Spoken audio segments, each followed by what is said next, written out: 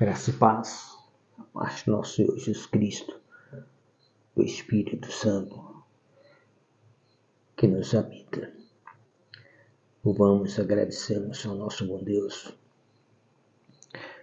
por mais essa graça que Ele nos concede. Estamos aqui nessa madrugada, ao amanhecer dessa segunda-feira, dia 26 de fevereiro de 2024, dando continuidade a esses estudos de maneira criteriosa para a edificação daqueles que assim a desejam em seus corações alcançar a vida eterna por meio desta palavra. Pois Jesus afirmou em João 5,39 que assim devemos fazer, dizendo ele, abre aspas, examinai as Escrituras de maneira criteriosamente, porque vós cuidais de ter nela a vida eterna, e são elas que de mim testificam. Devemos examinar as Escrituras em busca da vida eterna, buscando por meio desses exemplos da palavra relatada aqui pelo apóstolo Lucas em Atos dos Apóstolos, de como a igreja viveu, a igreja primitiva, o que ela enfrentou, de como Deus agiu em favor da igreja.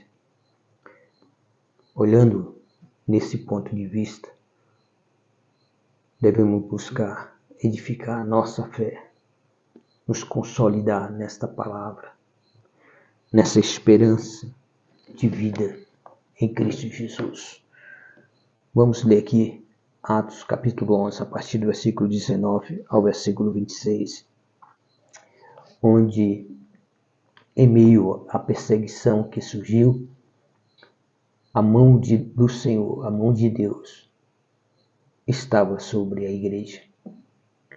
Diz assim a palavra: então, os que haviam sido dispersos, a perseguição fez os cristãos, a igreja, os discípulos, se dispersarem, irem para vários lugares diferentes.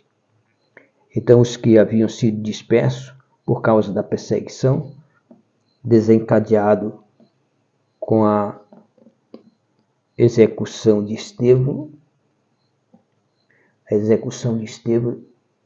desencadeou uma perseguição grande sobre a igreja primitiva, ao ponto que eles tiveram que fugir, tiveram que sair de Jerusalém e ir para outras cidades. Se espalharam até Fenícia, Chipre, Antioquia, não divulgando a mensagem a ninguém além dos judeus. E eles ainda tiveram esse cuidado, porque estavam sendo perseguidos. Alguns deles, entretanto, eram de Chipre e de Cirene, e que chegaram até Antioquia. Pregaram também aos gregos, apresentando-lhes o evangelho do Senhor Jesus. Alguns, já encorajados, ao chegar a Antioquia, pregaram aos gregos, que não eram judeus. Muitos tiveram medo de pregar a outras pessoas que não fossem judeus, mas já esse grupo prega aos gregos a respeito do evangelho de Jesus Cristo. Não é o evangelho de homem, não é o evangelho de uma religião, é o evangelho do Senhor Jesus. Aí então o versículo 21 afirma: a mão do Senhor estava com eles, e muitos creram e se converteram ao Senhor.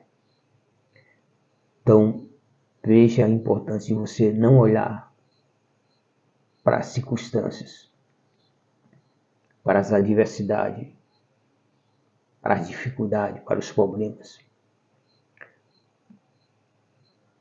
O evangelista, o apóstolo Lucas, no capítulo 5, ele traz a narrativa de uma cura de um paralítico no tanque de Betesda. E ao olharmos criteriosamente para esse relato, essa narrativa do apóstolo Lucas, nós conseguimos, mediante ali o Espírito Santo, olharmos com os olhos dele e observar o quanto é importante os detalhes que ocorreram na circunstância, na vida daquele paralítico, que fizeram Jesus agir de uma maneira que muitos não esperavam e que muitas pessoas ainda ficam sem entender o agir de Deus. O relato é o seguinte, João capítulo 5, a partir do versículo 1. Havia em Jerusalém, perto da porta das ovelhas, um tanque chamado em hebraico Betesda, que significa casa de misericórdia. Ali, próximo a esse tanque, havia 5 pavilhões e havia uma multidão de pessoas enfermas, doentes. Havia ali uma manifestação da parte de Deus, enviado dos céus, um anjo, para mover as águas daquele tanque, para que o primeiro doente que estivesse ali, entre aqueles 5 pavilhões, entre aquela multidão, descesse as águas, após o movimento que o anjo fizesse na água, era curado de qualquer doença ou enfermidade que ele tivesse. Mas a história, o relato, a narrativa do apóstolo João traz em detalhe de que havia ali um homem há 38 anos que era paralítico. Ele primeiro traz a história do paralítico. Havia uma festa nesse mesmo dia em Jerusalém. Mas Jesus não foi à festa. Ele não foi diretamente à festa. Ele vai diretamente a esse lugar, onde se encontra essa multidão de pessoas doentes e enfermas, para curar apenas uma pessoa. É o único relato no Novo Testamento, onde Jesus vem a chegar no lugar onde tem muitas pessoas doentes e ele cura apenas um. Porque você precisa entender o agir de Deus. O paralítico, voltando ao paralítico, ele não conseguia andar, ele se arrastava. E todas as vezes que o anjo movia as águas no tanque, ele se arrastava até a beira do tanque. Mas antes que ele conseguisse entrar no tanque, alguém em condições físicas melhor do que ele pulava na frente dele e ele era curado.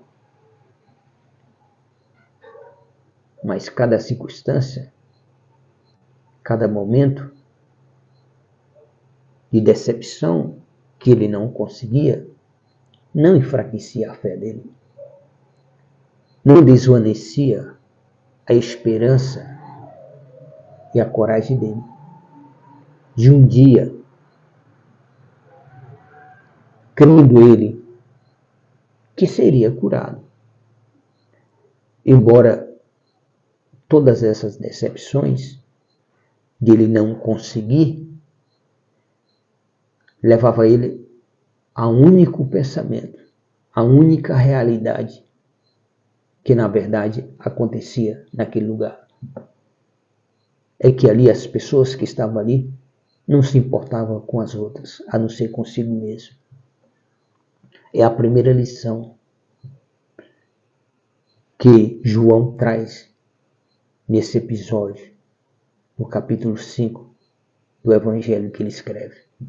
a respeito da cura desse paralítico. O paralítico não se deixa ser motivado pela reação das outras pessoas em relação a ele. O paralítico não se deixa ser conduzido pela indiferença que as demais pessoas têm com relação a ele, porque ele é o mais carente de todos que estão ali, o mais necessitado de todos que estão ali, porque é o único que está ali que não tem condições de chegar ao tanque antes de qualquer um outro que estava ali, exatamente por causa das condições físicas, por causa da paralisia em suas pernas, ele não conseguia ficar de pé, ele não andava, ele se arrastava. Mas o tempo que ele levava se arrastando para chegar ao tanque, outra pessoa já tinha entrado no tanque e tinha sido curada.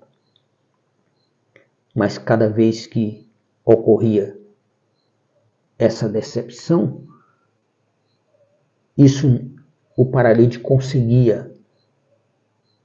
conseguia manter inabalável a fé dele. Ele fortalecia a sua própria fé. Ele não deixava que aquilo afetasse a sua fé. É o que nós temos que aprender. A perseguição que houve após a morte de Estevão na igreja primitiva fez com que a igreja se dispersasse para muitos lugares. E a orientação que foi dada é que eles não pregassem a pessoas estranhas, a estrangeiros, e que eles pregassem somente a judeus. Mas houve um grupo que pensou diferente. Houve um grupo que chegou a Antioquia e lá começou a pregar o evangelho aos gregos. E mediante a essa ação deles de estarem pregando o evangelho para quem eles foram orientados a não pregar, aqui diz, a mão do Senhor era com eles, e muitos deles, a mão do Senhor era com eles, muitos deles creram e se converteram ao Senhor. Bem, o paralítico não conseguia ser curado. Quantas tentativas? A palavra não diz. Quantas vezes o anjo descia do céu? Era uma vez por dia? Era mais de uma vez por dia? Quantas vezes era por semana? Quantas vezes era por mês? Não se sabe. Só se sabe que cada vez que ocorria, o paralítico não conseguia ser curado. Exatamente pela indiferença, pela falta de amor ao próximo, de todos que estavam ali. Os que estavam ali, cada um só pensava em si. Mas o paralítico não deixava isso afetar ele, porque se afetasse a fé dele, ele jamais seria curado. Mesmo ele não tendo ajuda daqueles que estavam ali, ainda assim mesmo, ele acreditava que a vez dele haveria de chegar, que ele um dia iria conseguir ser curado. É esta permanência desta fé que devemos manter em nossas vidas como igreja de Jesus. Porque muitos, mas muitos mesmo hoje, têm uma reação totalmente contrária a desse paralítico. Quando você passa por várias decepções continuamente, em vez de se fortalecer naquilo que você crê dentro de você, em vez de você se fortalecer na fé que existe em você, mediante as dificuldades, mediante as circunstâncias que tentam te impedir de alcançar o que você crê, aí você vai e desiste. Você se distancia, você se afasta. E isso só leva você à tua derrota. Porque as frustrações têm o objetivo de trazer o desânimo, e o desânimo traz a tua derrota. Mas não aconteceu com esse paralítico. O apóstolo João traz essa narrativa exatamente para despertar de que nada passa desapercebido diante de Deus. O mundo todo pode virar as costas para ti. As pessoas mais queridas e que você considere na tua vida, que você tenha consideração por elas, elas podem virar as costas para ti. Por causa do egoísmo, por vários motivos, por avarezas, por indiferença, por falta de amor de Deus no coração, por falta de compaixão, enfim. Você pode ter aí várias opções e motivos de enxergar na vida dessas pessoas essas circunstâncias que levam elas a agir desta forma contra você.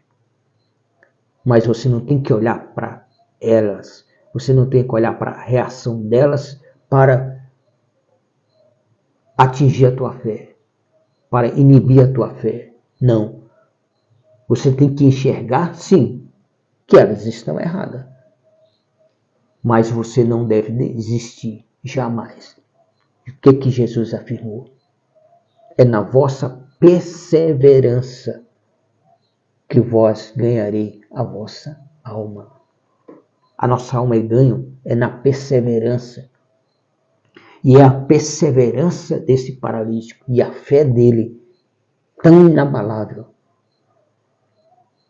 que leva a Jesus a agir de uma maneira exclusiva. Havia festa. Todos esperavam. A palavra antes diz que todos estavam esperando a chegada de Jesus naquela festa. Mas aí o apóstolo João traz mais esse detalhe. Jesus não foi diretamente à festa. Jesus não estava preocupado com festa.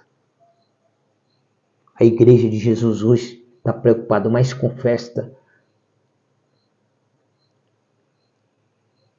É cada tipo de festa, de movimento festivo. Eu imagino e procuro, diante das circunstâncias que vivemos hoje, no mundo que Deus tem nos dado a graça de estarmos aqui, nesse momento, nessa geração. Há algum motivo para estarmos festejando? Jesus não se preocupou com a festa. A palavra diz que ele se dirigiu exatamente aonde se encontrava aquele paralítico que não conseguia ser curado, porque ninguém o queria ajudar. Ele foi lá sem se identificar para o homem. O homem, o paralítico, não sabia quem era Jesus. Não sabia. Mas Jesus chega para ele e pergunta, simplesmente faz uma pergunta. Você quer ser curado? Aí o paralítico, o que ele faz? Ele vai dizer a Jesus, sem ele saber quem é Jesus, o porquê que ele ainda não foi curado. Senhor, todas as vezes que eu tento entrar no tanque, outro desce antes de mim.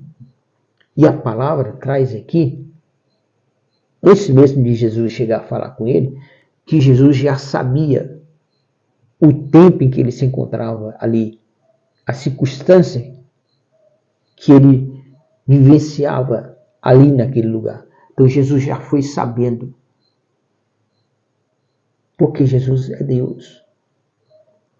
E aí Jesus olha para ele e diz, pega o teu leito, levanta-te, vai para a tua casa.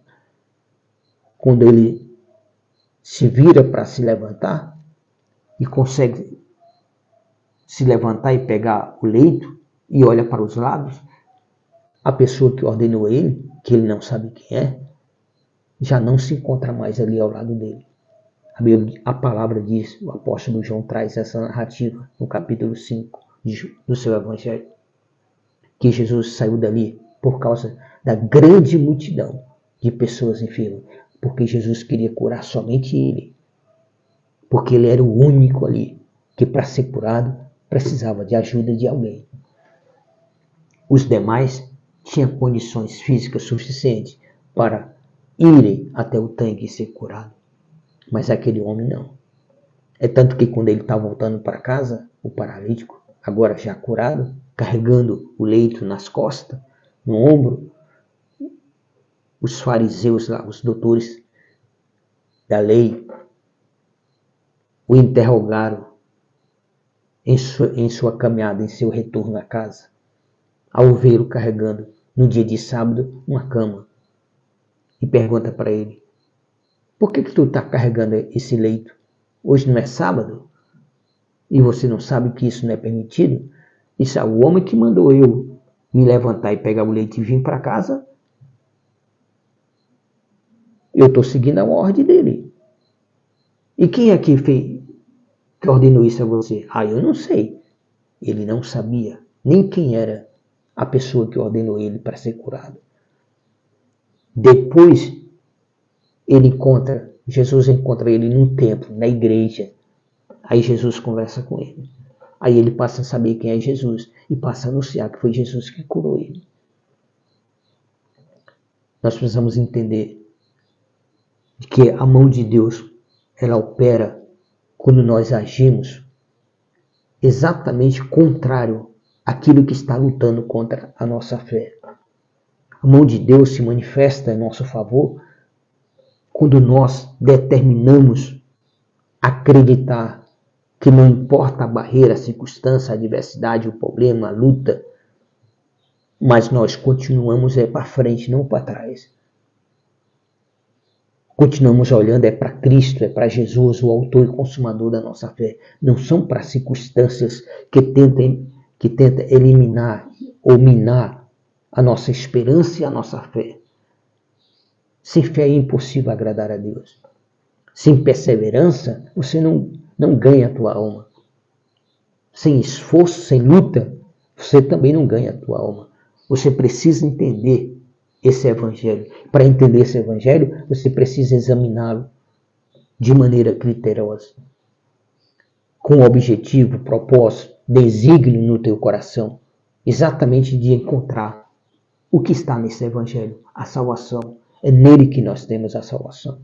Está oculto nele aqui a salvação de nossas almas, por meio de Cristo Jesus, por meio do sacrifício dele na cruz do Calvário. Mas aí temos que seguir as orientações. Temos que fazer a nossa parte. Quantos não estão aí se desanimando, se desistindo da vida em Cristo? Quantos não se importam quando não vão à igreja? Vão quando quer, quando deseja, não conseguem enfrentar as lutas para chegar até a igreja, para se ter comunhão, para servir ao Senhor, para se fortalecer. É o papel da igreja. A igreja, ela tem que permanecer como igreja unida, tendo a mesma unidade ao qual Jesus orou em João 17. Nós temos que ter essa unidade para nós chegarmos ao resultado que almejamos alcançar no final da nossa carreira, da nossa jornada em Cristo Jesus aqui nessa terra, para que possamos afirmar, como o apóstolo Paulo afirmou, acabei a carreira, ou seja, cheguei no fim da minha vida. Ele lutou, lutei, acabei a carreira, lutei, mas guardei a minha fé. Aprenda a guardar a tua fé. A tua fé que move a mão de Deus a teu favor. A fé dessas pessoas moveu a mão de Deus. A orientação deles era para que eles pregassem somente aos judeus, exatamente com medo da perseguição. por causa da morte de Estevão. Aí dispersaram, mas um grupo de pessoas não se importou. O evangelho eles começaram a pregar, além dos judeus, e foram pregar aos gregos. E quando eles pregaram aos gregos, a mão de Deus foi sobre eles, era com eles, de tal maneira que muitos passaram a crer e se converteram ao Senhor. Assim que a notícia desse fato, aí sim, depois que a notícia do fato, depois que acontece, aí as pessoas se animam, as pessoas têm uma reação que crê, que motivam elas a também a querer agir da mesma forma. Por isso, quando você age de maneira exemplar, demonstrando a sua perseverança e a sua fé, lutando até mesmo contra aquilo que, ao olho humano, aquilo que, por meio da lógica humana, é impossível você conseguir conquistar, mas pela fé você consegue, isso motiva as pessoas. Foi o que aconteceu com Davi. Quando Davi, ele foi enfrentar o gigante. Temos que entender a história. Temos que entender como é que Davi, ele chega num ambiente de uma guerra onde ele não foi levado lá para fazer parte da guerra. O pai dele, Jessé,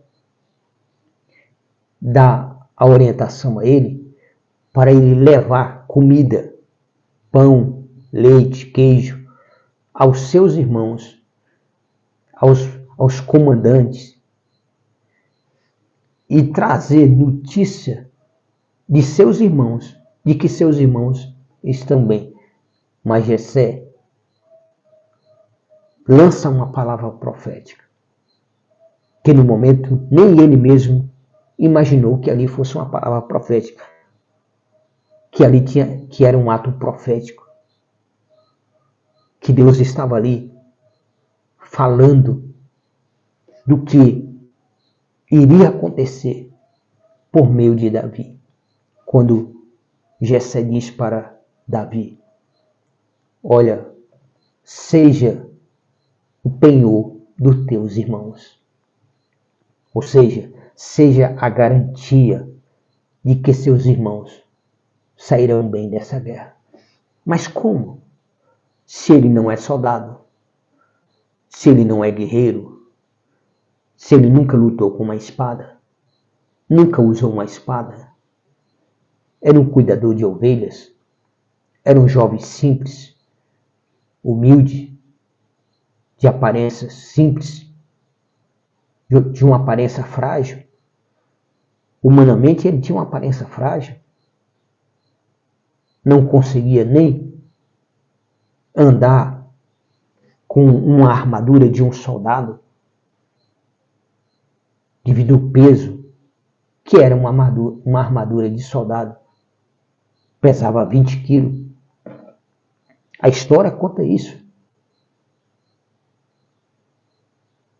Mas quando se é lançada a palavra profética, porque vem de Deus, a palavra profética vem de Deus, não dessas palavras proféticas insânia de muitos que lançam por aí, usando o nome de Deus em vão, enganando as pessoas. A palavra profética, quando é de Deus, ela acontece. Pode demorar um tempo, mas acontecer, acontece. O que é de Deus não cai por terra. Os planos de Deus não são frustrados. O que é de Deus não é frustrado. Nem as ideias de Deus. Diz lá Jó, no capítulo 42, versículo 2. Nem os planos, nem as ideias de Deus são frustradas. É impossível que Deus minta. É impossível que a promessa de Deus não se cumpra. Que as palavras proféticas de Deus não se cumpram. É impossível. A palavra de Deus é imutável. Por isso nós, como igreja de Jesus, Não nos preocupamos com que Satanás está procurando enganar os deles.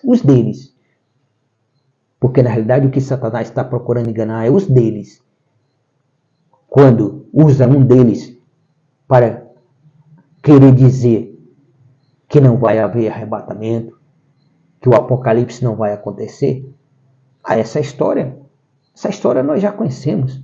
A igreja conhece a verdade. Ele implorou para que Jesus descesse da cruz. Implorou.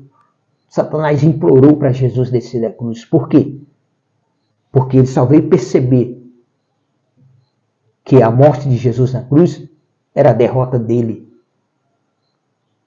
Que Jesus estava morrendo exatamente para salvar a vida das pessoas.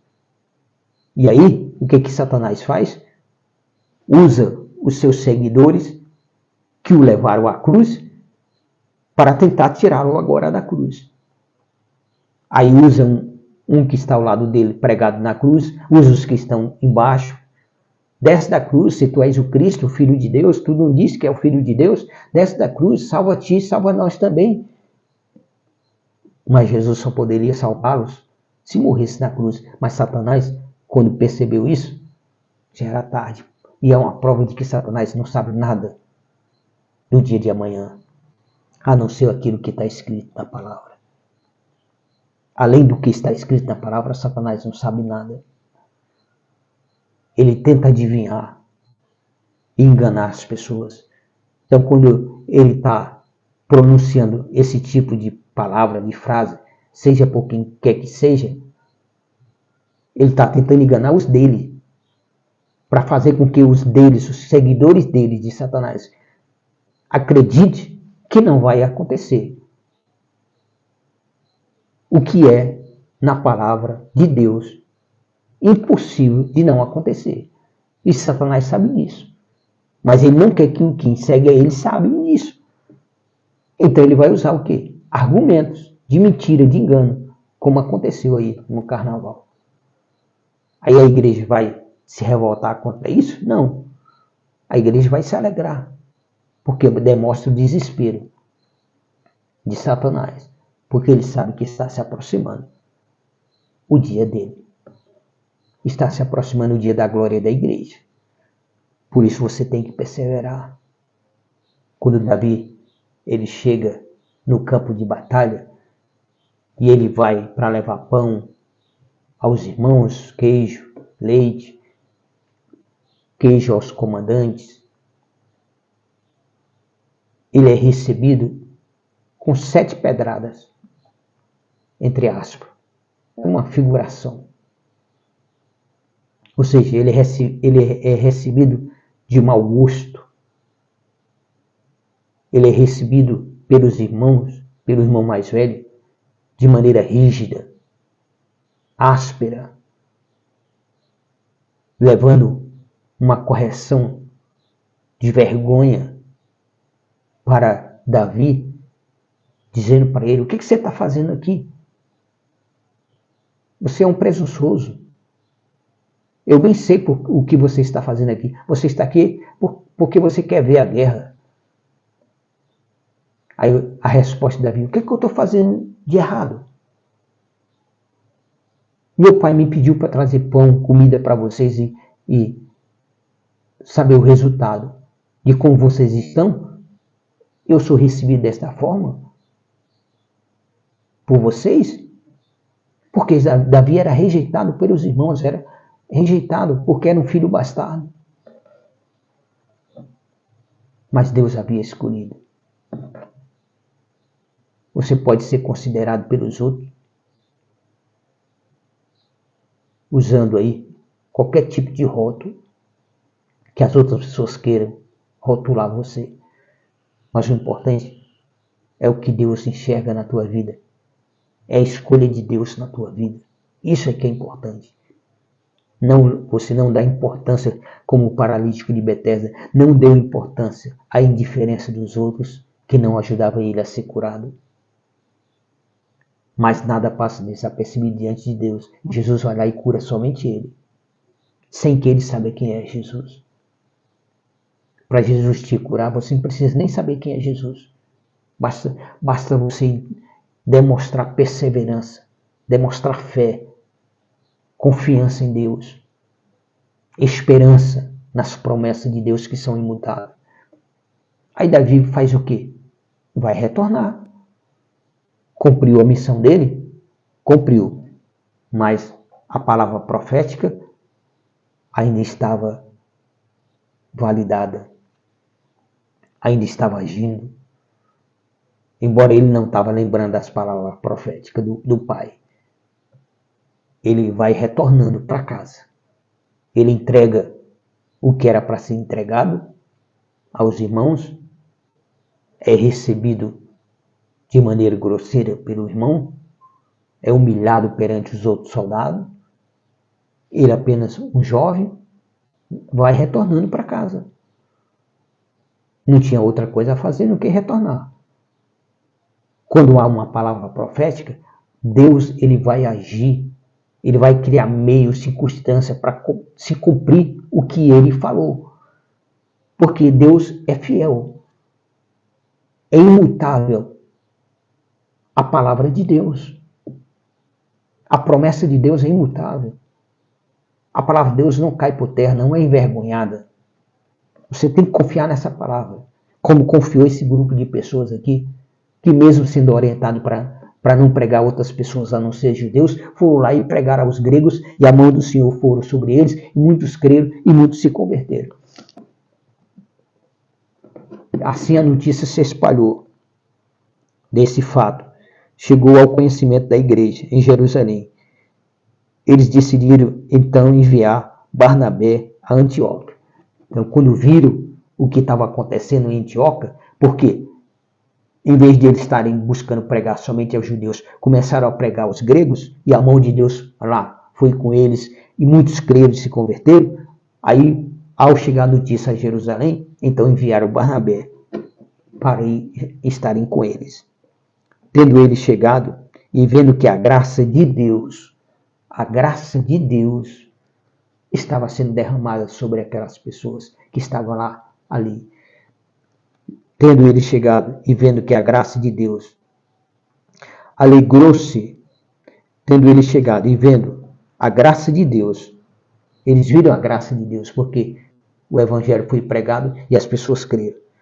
Alegrou-se e encorajava a todos para que permanecessem fiéis ao Senhor, com firmeza de coração. Aí Barnabé fez o seu papel correto, encorajou eles a permanecerem fiéis, com firmeza de coração, para que eles continuassem pregando, porque Deus estava derramando a graça, a mão de Deus estava agindo e as pessoas estavam crendo e se convertendo. Ele era um homem bom, aí vem as características. Ele era um homem bom, cheio do Espírito Santo e de fé. E uma multidão considerável de pessoas foi acrescentada ao Senhor. E aconteceu que Barnabé decidiu viajar para Tarso, a fim de encontrar-se com Saulo. E assim que o achou, levou consigo para Antioquia. A obra foi tão grande que Barnabé já não estava mais dando conta, nem aqueles irmãos que estavam ali. Aí Barnabé foi lá atrás de quê? De Saulo, que depois passou a se chamar de Paulo, e trouxe Saulo com ele, junto, lá para Antioquia. E assim que o achou, o levou consigo para Antioquia. Então, durante um ano completo, Barnabé e Saulo se reuniram com aquela igreja e ensinaram a muita gente em Antioquia.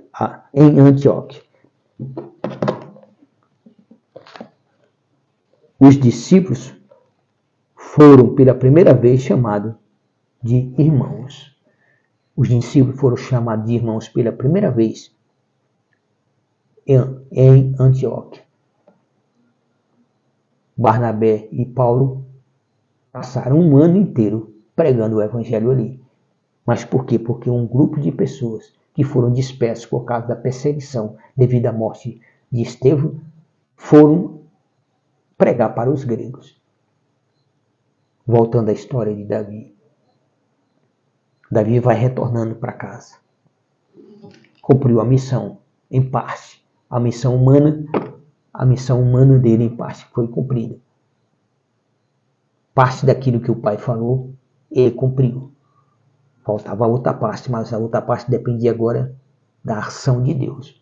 Porque era uma palavra profética. Que nem o pai e o filho entendeu na hora. Você não precisa entender na hora. Você só precisa esperar. Porque Deus não falha. Deus é fiel. Ele está retornando para casa. Ao retornar para casa, é no mesmo instante que ele vai retornando para casa. Ele escuta quando Golias começa a desafiar o povo de Israel. Isso começa então a mexer com Davi. Começa a mexer com o brilho de Davi.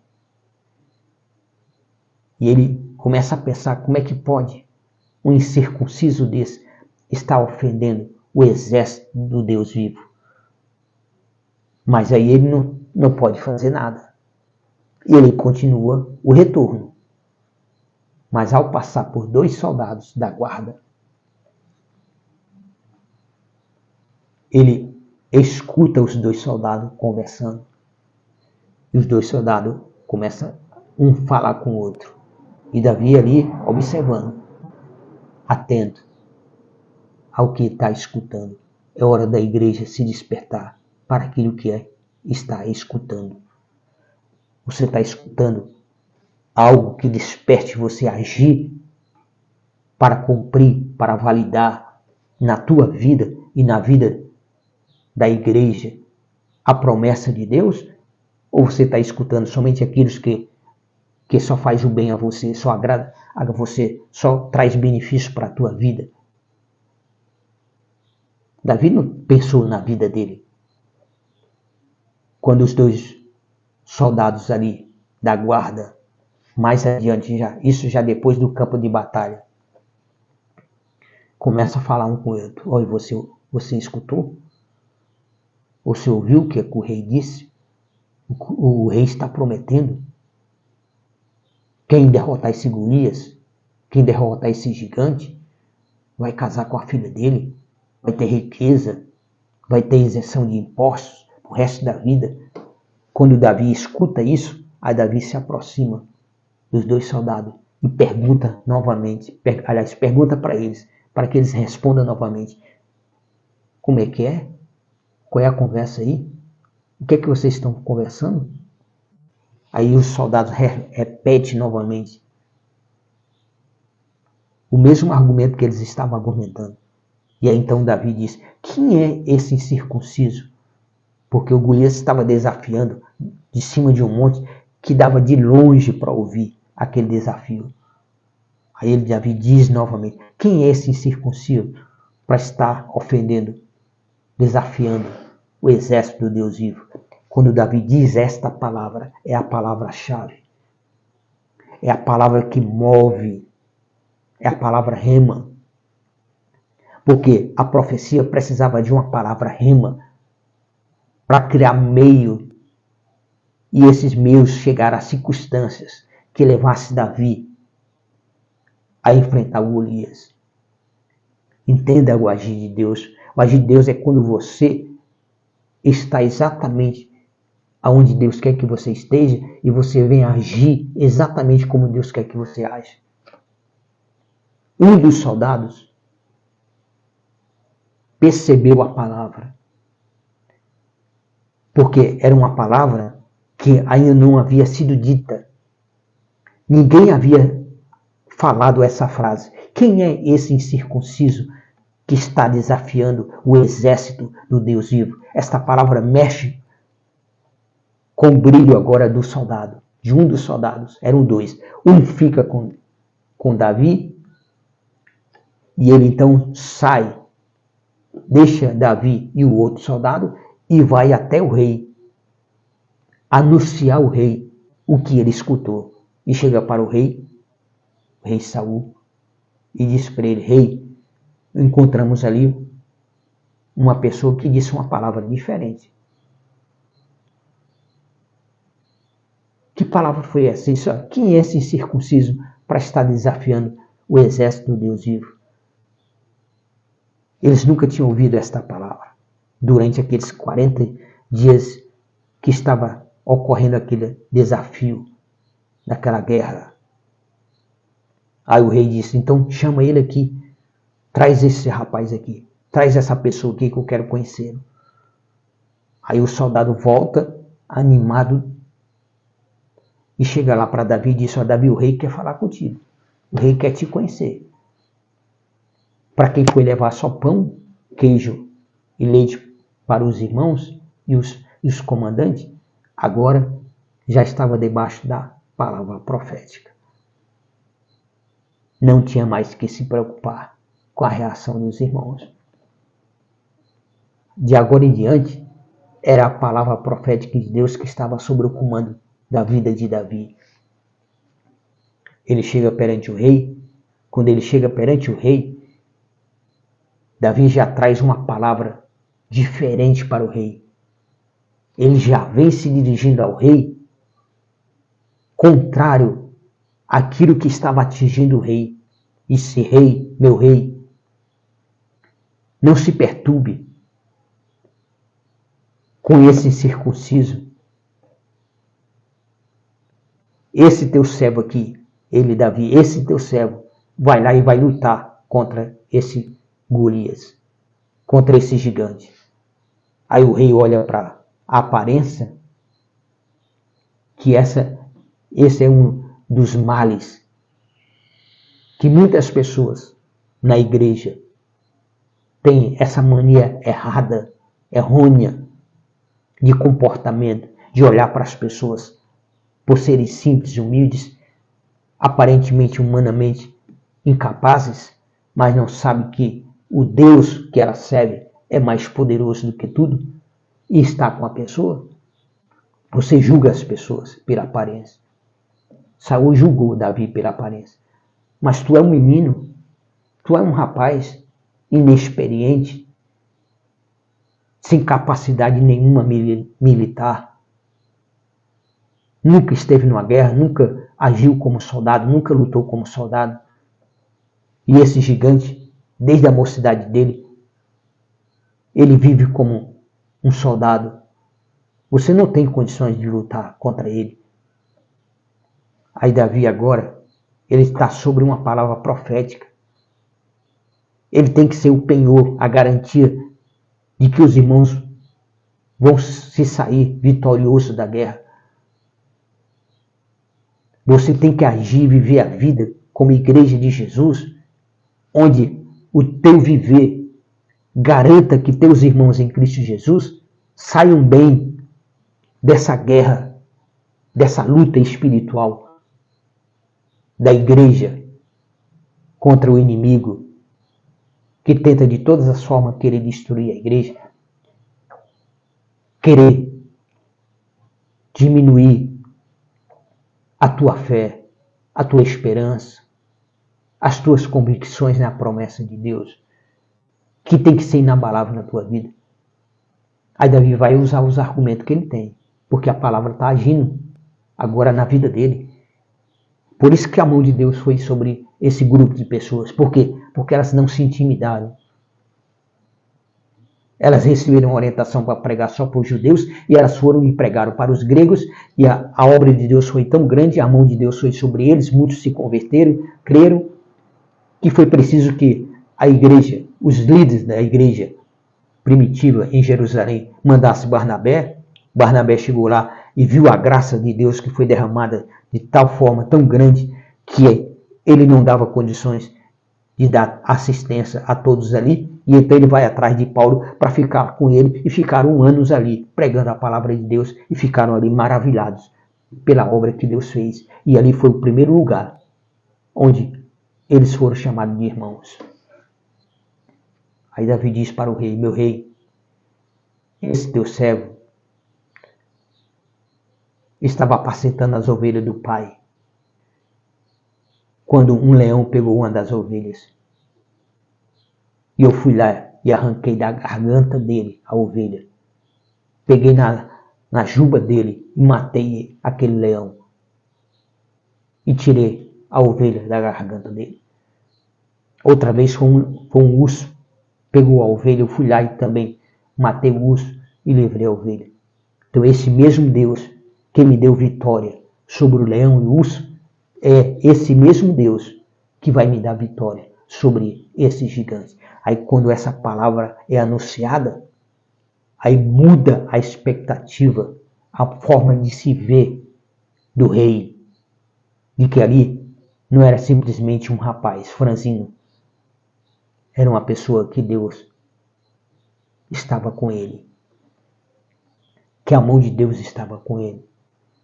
Que há uma unção de Deus sobre a vida dele. Aí o rei diz para ele, então vai, e o Senhor seja contigo.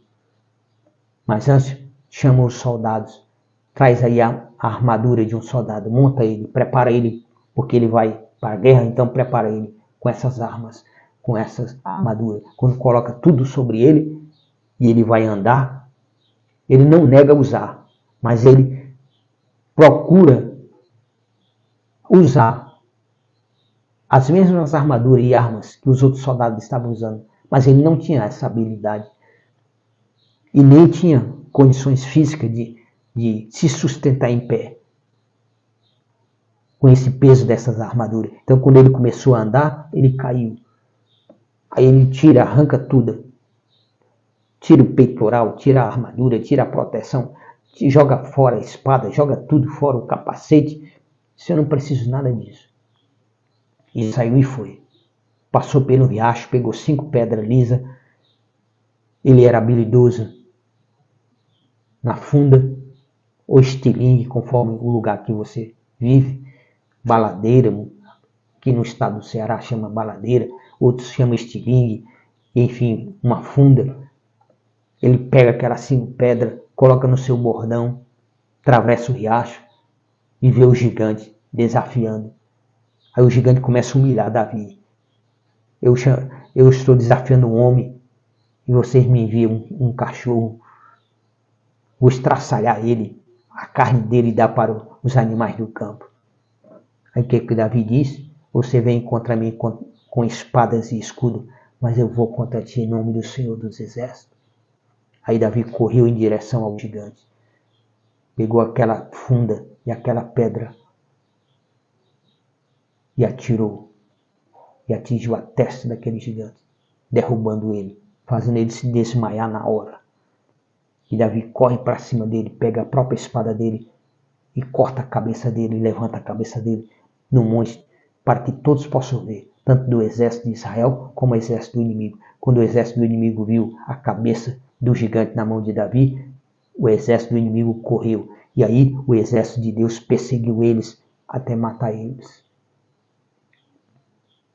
A igreja de Jesus precisa entender que precisa estar debaixo de uma palavra profética, genuína de Deus. E qual é a palavra profética genuína de Deus? Essa que está escrita aqui. É essa palavra que nós temos que examinar criteriosamente. Que nós temos que perseverar como perseverou o paralítico do tanque de Betesda. Que nós temos que ter a fé, a convicção, como Davi, que estava debaixo de uma palavra profética e agiu crendo que nenhum inimigo tem o direito de se levantar contra Deus, porque se levanta é para cair. Aquele que tem se levantado contra ti será humilhado, porque Deus é contigo, Deus é com a igreja, Deus é vitorioso e dá vitória àquele que crê nele. A palavra diz, por meio do apóstolo Paulo, que em Cristo Jesus somos mais do que vencedores. Então não deixe que as circunstâncias, as indiferenças, as rejeições das outras pessoas contra você venha minar a tua fé, venha tirar a tua esperança, venha tirar a tua consolidação, a tua vontade, a tua alegria de servir ao Senhor. Por isso que Davi era cheio de alegria em servir a Deus. Ele dizia, alegrei-me quando me disseram, vamos à casa de Deus. Hoje nós temos que ter alegria de estarmos na casa de Deus. Hoje nós temos visto pessoas que elas buscam meios, desculpas para não ir ao culto, para não fazer parte do culto, para não estar na igreja, em vez de estar lutando para estar. Deixa ser vencido por circunstâncias, situações humanamente até vergonhosas diante de Deus, que demonstra fraqueza. Você não pode demonstrar fraqueza porque você serve um Deus que é poderoso, soberano sobre todas as coisas. Um Deus que pode tudo e Ele está do teu lado. Então faça a tua parte, se esforce. Enfrente, seja qual for a dificuldade, mas enfrente e vença no nome de Jesus. Oremos ao nosso Deus, eterno Deus Pai, Filho e Espírito Santo, Criador dos céus e da terra, do universo e de tudo que neles há.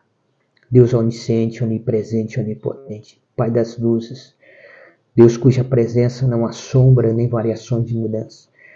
Deus que chama as coisas que não são como se já fosse. Deus das coisas impossíveis. Meu Deus e meu Pai, graças te damos por esse dia, por esse novo dia, por mais esse dia em nossas vidas. Nessa segunda-feira, desse dia 26 de fevereiro de 2024. Um começo de semana, é o qual nós colocamos as nossas vidas em tuas mãos. Colocamos a nossa casa, a nossa família, a vida da tua igreja em tuas mãos. Guarda e protege a tua igreja, livrando de todo o mal que há nesse mundo. Desperte a tua igreja, Pai. Eu peço em nome de Jesus, por meio da tua graça, dessa graça que foi demonstrada por meio de Jesus Cristo na cruz do Calvário, por meio da morte dele e ressurreição. Derrama essa tua graça sobre a tua igreja, fortalecendo a tua igreja, fortificando a tua igreja, animando a tua igreja, alegrando a tua igreja, porque a alegria do Senhor é a nossa força. Que o Senhor olhe para a tua igreja e se alegre em ver a atitude da tua igreja, e aí a igreja se fortaleça cada dia mais na tua palavra, que é imutável, porque tu és um Deus, Pai, impossível de mentir. Tuas promessas são imutáveis. Então, estende as tuas mãos, dadivosas, poderosas, milagrosas. Essas mãos poderosas que foram com esses teus servos do passado, que fizeram milagres, que guardaram eles, que fizeram trazer resultados na vida de outras pessoas que precisavam de salvação. Que aconteça a mesma coisa hoje, Pai, em nome de Jesus. Nesse dia, onde o Senhor seja sobre a tua igreja, para guardar e proteger e trazer resultados, criar meios e circunstâncias de que as tuas promessas se tornem realidade na vida deles. Que essas promessas venham a ser validadas pela perseverança da igreja do Senhor, pela confiança e esperança da tua igreja em Cristo Jesus aqui nessa terra, Pai. Levanta aquele que está caído. Ó Deus, levanta aquele que está desanimado. Dá força àqueles que têm poucas forças. Olha para aqueles, meu Deus, que qualquer circunstância, qualquer coisinha adversa já tira essa pessoa do propósito de estar na tua presença. Tem misericórdia, compaixão dessas vidas. Peço em nome de Jesus. Age na vida da tua igreja, fortaleça a tua igreja, encha a tua igreja, derrama a tua igreja da plenitude do teu Espírito Santo. Tua igreja seja cheia, abalada, fortificada pelo Espírito Santo do Senhor, que foi derramado no dia de Pentecostes. Ó Deus, opera em favor da tua igreja. Olha para os teus filhos. Olha para aqueles que estão doentes, enfermos, no leito de enfermidade.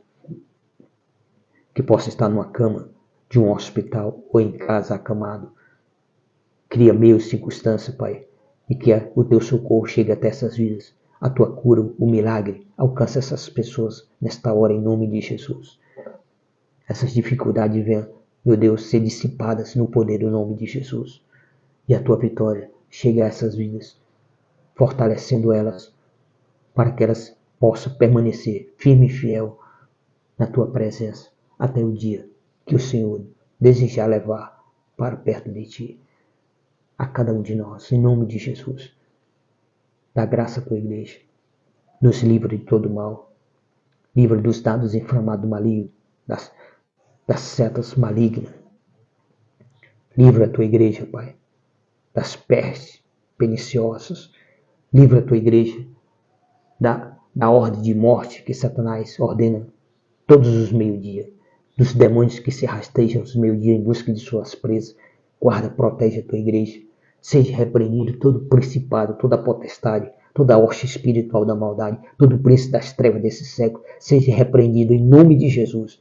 Todos os planos deles que são arquitetados, as oculta contra a Tua igreja. Mas nada passa desapercebido diante do Senhor. O Senhor sonda todos os corações e as intenções dos corações de todos os seres humanos na face da terra. Não haja, porque o Senhor conhece a vida de cada um. Haja onde há necessidade da manifestação do Teu poder, do livramento em favor da Tua igreja. Dispersa esses inimigos que estão se aglomerando contra a Tua igreja, planejando contra a Tua igreja na face da terra e nesse país ao qual aqui vivemos, Pai, em nome de Jesus.